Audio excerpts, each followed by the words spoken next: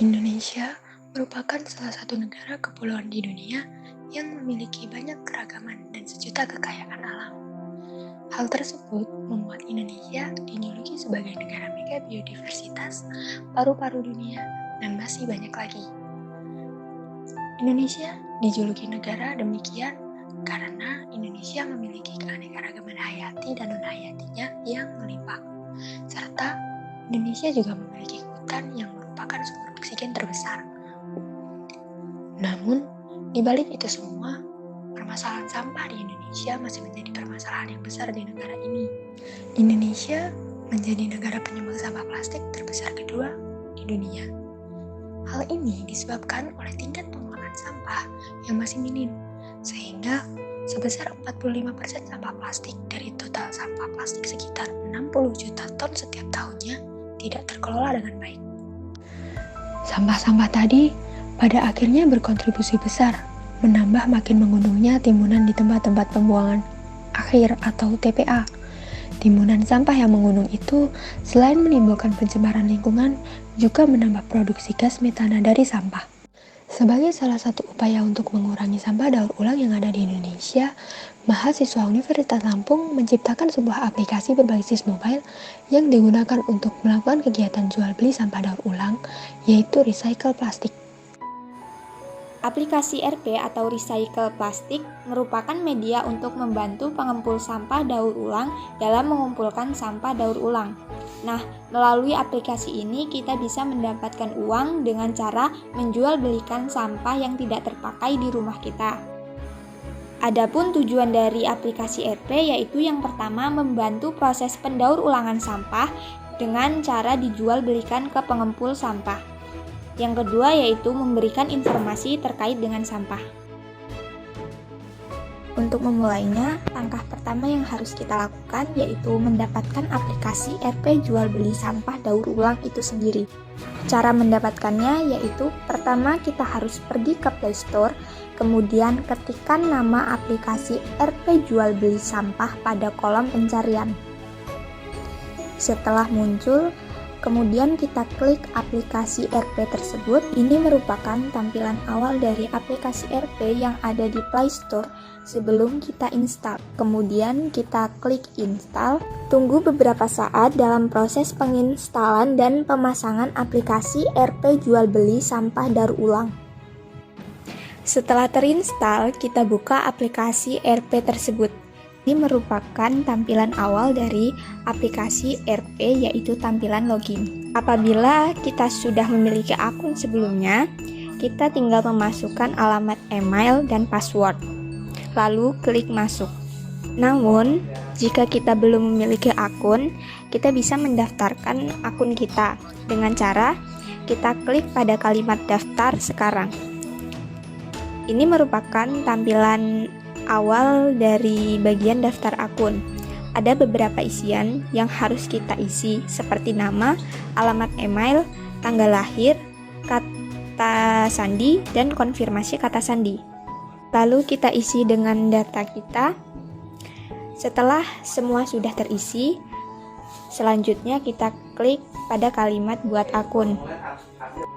Kita tunggu sebentar karena aplikasi RP sedang memuat data kita. Nah, ini merupakan tampilan awal setelah kita berhasil membuat akun. Pada tampilan awal ini terdapat 4 halaman, yaitu yang pertama ada halaman beranda, kedua QR code, ketiga riwayat, dan terakhir yaitu halaman profil.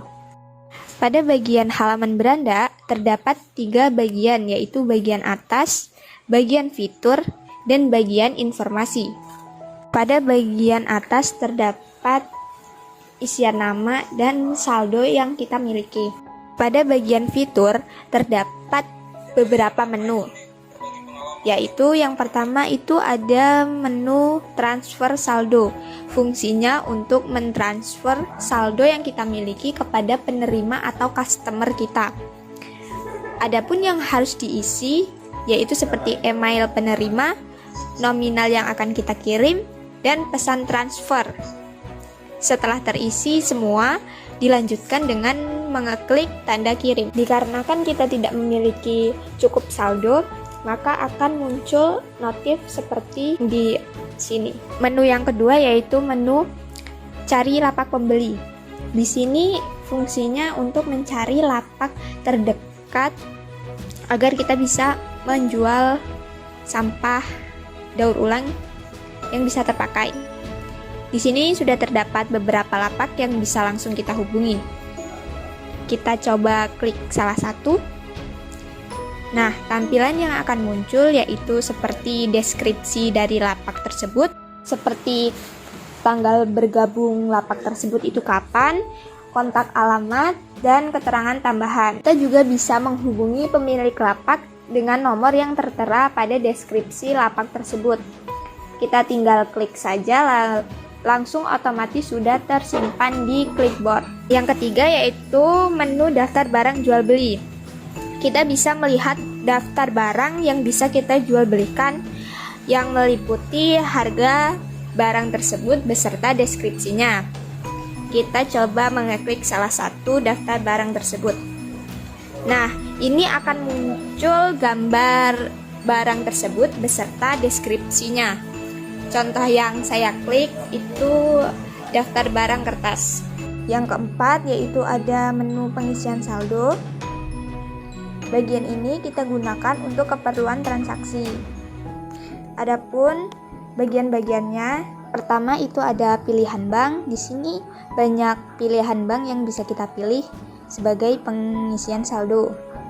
Lalu kita pilih salah satu bank. Misalkan ini, otomatis nomor rekening akan tersalin. Yang kedua ada nominal pengisian mulai dari 20.000 sampai dengan 500.000. Kita pilih 20.000.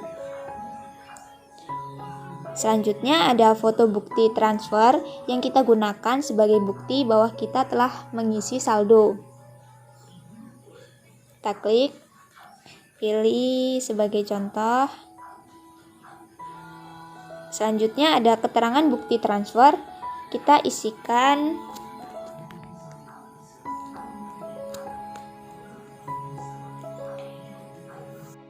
setelah terisi semua, kita klik pada proses pengisian saldo. Tunggu sebentar, lalu akan muncul notif permintaan pengisian saldo berhasil.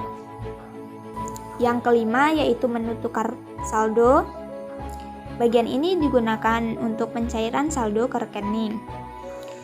Adapun bagian-bagiannya, yang pertama yaitu saldo. Di sini saya tidak memiliki saldo, jadi tulisannya Rp 0. Selanjutnya ada nominal penukaran, mulai dari 20.000 sampai dengan 500.000. Selanjutnya kita isikan nama bank, nomor rekening, dan keterangan.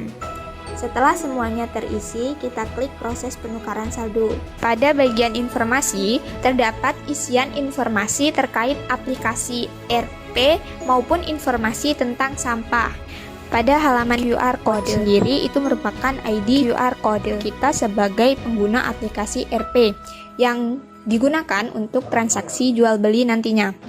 Nah, QR code ini kita gunakan pada saat melakukan jual beli kepada si pelapak. Lalu si pelapak akan men-scan ID QR code kita untuk melakukan transaksi. Pada bagian halaman riwayat itu terdapat riwayat transaksi. Bagian-bagiannya yaitu berupa jual beli, tukar, isi saldo, dan transfer. Pada halaman profil terdapat bagian-bagian yaitu berupa foto, nama, dan tanggal bergabung. Pada halaman ini kita juga bisa mengedit data kita sebagai pengguna. Data yang bisa kita edit yang pertama yaitu data profil. Kita bisa mengedit nama kita, alamat kita, serta tanggal lahir kita. Lalu klik simpan data. Yang kedua yang bisa kita edit yaitu password akun kita. Caranya yaitu masukkan password lama kita, kemudian masukkan password baru, lalu konfirmasi password baru. Setelah sudah terisi semua, kita klik simpan perubahan. Yang ketiga, kita juga bisa mengedit foto profil kita. Kita tinggal memilih gambar yang ada di galeri. Setelah sudah, kita klik simpan foto. Yang terakhir itu ada edit untuk lapak. Bagian ini digunakan untuk kita yang ingin membuka lapak sendiri.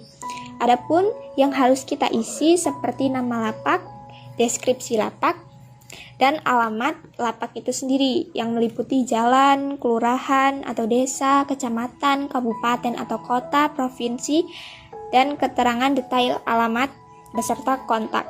Setelah semua sudah terisi, lalu klik membuat lapak pembelian. Terus gimana sih cara melakukan proses jual beli menggunakan aplikasi RP ini? Nah, ini merupakan langkah-langkah yang bisa kita ikuti untuk proses penjualan sampah daur ulang di aplikasi RP.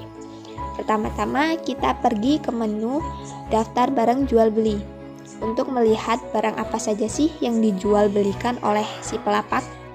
Dan kita bisa lihat di sini banyak sekali daftar sampah daur ulang yang bisa kita perjualbelikan.